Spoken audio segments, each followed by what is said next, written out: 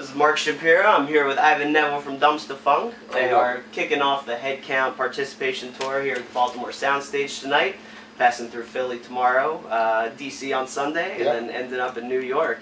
So I understand that the tour has kind of shifted its focus a little bit from voter registration to hurricane relief. Well, no, it's just, I mean, it's always been the head count and about the, voter awareness factor,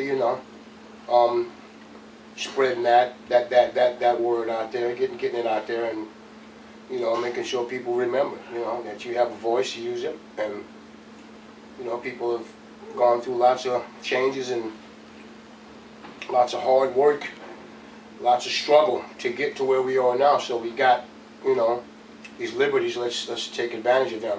But unfortunately, we have, Mother Nature steps in and says, "I'm the one with the power."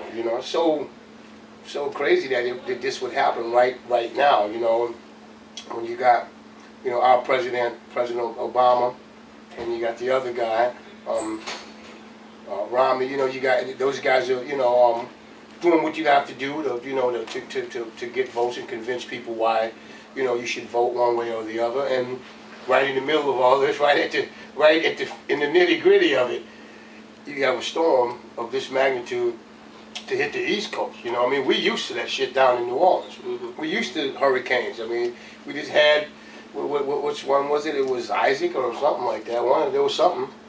Recently, there was a hurricane down there that people had to evacuate as normal, and there was some flooding here and there and whatnot, and power out for like 2 weeks, in New Orleans, and we're pretty used to that. And then to see this happen up here in the New York metropolitan area, and surrounding areas in New Jersey and Philly and everywhere else that was affected, it's totally mind-blowing, and our heart goes out to everybody that's struggling and having, a rough time because of this. And we do, us being from New Orleans and being from where this happens every year, sometimes several times a year, this whole hurricane thing.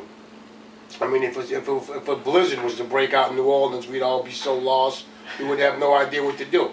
So we don't know how the Northeast does that all the time. It's like nothing, bam, boom, bam. But this other shit, with the flooding of the subways and the destruction over in Jersey, in Atlantic City and whatnot, is just devastating. So obviously, us being from the fucking hurricane capital, pretty much down there, we happen to be coming up to the Northeast, showing some love and trying to spread the word about head count. Now it's become, obviously, some, I guess, profits will be going to benefit the victims of Hurricane Sandy. Proud to be able to be blessed to get to come play some music, maybe put a smile on somebody's face in times of trouble, So, yeah. Sure. So, New Orleans was obviously pretty devastated about 7 years ago by Katrina. Could you tell me a little bit about your personal experience? My personal experience was, I was not in New Orleans when it happened. I was living there at the time. As a matter of fact, during that period, I was living with my mom and dad during that time. My mom was sick, and I had started spending a lot of, I had moved out of New Orleans. I had been away from New Orleans. I lived in LA, I've lived in New York. And at the time, I had gone back to New Orleans and was spending a lot of time there because I had rejoined the Neville Brothers band for a period. Right before, up until then, because Dumpstaphunk started around 03. We became a full-time band pretty much around 05, and then in Hurricane Katrina, we definitely became a full-time band out of necessity because of Katrina. Okay. So, and I was in Brazil when Katrina hit, and our entire band was in Brazil except for one guy. I think Nick Daniels was playing with the brothers. We were in Brazil. We got stranded in Brazil. The hurricane hit. The next morning, we saw the headlines. We saw the news, and it said New Orleans dodges a bullet once again. And they showed somebody walking down the street in New Orleans in the French Quarters or whatever, and it looked like everything was fine. And then the storm surge affected the water and whatever else could have occurred. I don't know. You know, I mean, you never know. Yeah. Somebody said the levees were breached. Maybe I don't know. I don't know. Maybe to save certain parts of the city, you had to let other parts of the city go underwater. I mean, that's kind of been one of the rumors. I don't know exactly what happened, and I'm not here to say what happened one way or another. But a lot of people got fucked over pretty bad. Yeah. And you know, we ended up leaving Brazil, going to Hawaii. I was in Hawaii in a hotel, and I got there after seeing that, okay, New Orleans dodged a bullet, and then we get there to see CNN, watched CNN, and here New Orleans was underwater, the entire city. It was devastating. I mean, I was like, wow. And then I knew I had, you know, friends and some family members who were still there and who had stayed there and saw that firsthand. And it was devastating. I mean, the entire city was underwater, let alone no power. I mean, it was like freaking war zone, you know. Yeah, yeah. And we know the rest of it, you know. I mean, they didn't get power for ages, you know. It was something. It was a horrific thing that happened, and a lot of lives were lost. Yeah. You know, a lot of people lost their homes. A lot of people left New Orleans never to return. You know, you probably had a couple 100,000 people that left that city and found life elsewhere, yeah, and found better lives elsewhere, and couldn't afford to go back. So, you know, you took the heart and soul of a city and you just kind of cut it in half, you know. Yeah. And that was New Orleans, never to be the same. But New Orleans is the people of New Orleans are resilient, and you know, we know we got soul, you know, we got soul, and we got music, we got food. You know, and we got to feed the world, you know what I'm saying?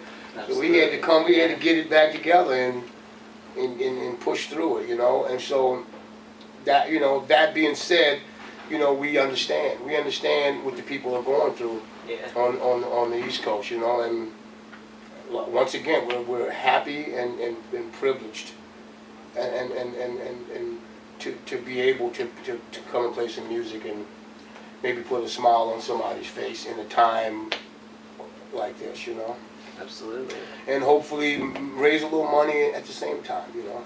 Now, you had sort of mentioned this a little bit before, but obviously with this being so close to an election, climate change hasn't really been talked about a ton. You know, do you think this hurricane is going to be a big you know, deal breaker or a deciding factor for voters? Well, I mean, obviously we got the whole global warming factor. That's, you know, we know about it. We know it's for real. It's real. You know, you got a hurricane in freaking in late October. In Maryland, there was snow in the mountains, rain in the middle of the state. Tidal surges. Makes no sense. None of it makes any sense. I mean, yeah, obviously this is gonna make up some people's mind, I guess, you know, where to cast your vote and whatnot, and you know, because I'm usually on the road, so I figured I probably wouldn't be in my state to vote, so I did a mail-in ballot, and I have voted. I've cast my vote, and I voted for Obama, so I voted for him. And I think, you know, I'm not here to sway anybody or anything like that, but you know, I think the guy was handed a hell of a task to begin with. I think he's handled it with dignity and respect towards the for the American people and for everybody that I know. I mean, I think he's going to continue to try to better this place, and hopefully we better wake up with this global warming shit, you know. You know, wow. I mean, come on. This planet, you know. I hear you. I know people been going to Mars and all kind. I mean, they've been sending shit to Mars. I don't know, were they looking for somewhere else to go? I don't know. What are they looking for? Yeah, I hear you. I hear you. So, let's talk about music. Some little happier, please. Happier subject. Yeah, I'm not no political dude. Believe me, I am not. I ain't. You know, but you know. I do write some songs. Our band writes music and lyrics and stuff, and a lot of times we do tend to be a little have a little social commentary snuck in there, you know? Yeah, yeah, absolutely, absolutely. Well, it seems like the past couple of years for Dumpstaphunk have been really good, and you guys really do seem to be getting out there a lot more. It's been a slow climb, and we're just kind of hanging in there. We're just kind of hanging in there under the radar, and we are doing, you know, there's a certain thing that we do probably better than most. You know, we got a groove monster going, a monster of a groove, or however you want to call it. We got the two bass thing that goes every now and again, and we got, you know, a great group of people playing together and creating a sound that's pretty awesome. And we're just trying to evolve and trying to grow with it and continue to learn and continue to listen to one another, listen to everything that's out there, and listen to what our peers are doing, and try to keep coming with it. You know, we've got a new record that we're mixing right now. Okay. And it probably will be able to be gotten by the beginning of next year. Okay. And it's going to be good. I feel very, very proud of what we're putting together. Cool. How's the sound evolved, you know, since your previous record? I mean, we're all influenced by many different genres. I mean, we're all obviously influenced by funk and by music from the 70s. The late 60s and early 70s heavily influenced us all. Mm-hmm. And well, you have it in your blood, obviously. yes, I mean, I've got, you know, the Nevilles, the Meters, that stuff. But we also listen to a lot of other stuff like the Sly and the Family Stone, Curtis Mayfield, Rolling Stones, 70s funk, Ohio Players, Parliament Funkadelic. And obviously I didn't mention who we think is the king of funk, the man who invented funk, pretty much, James Brown.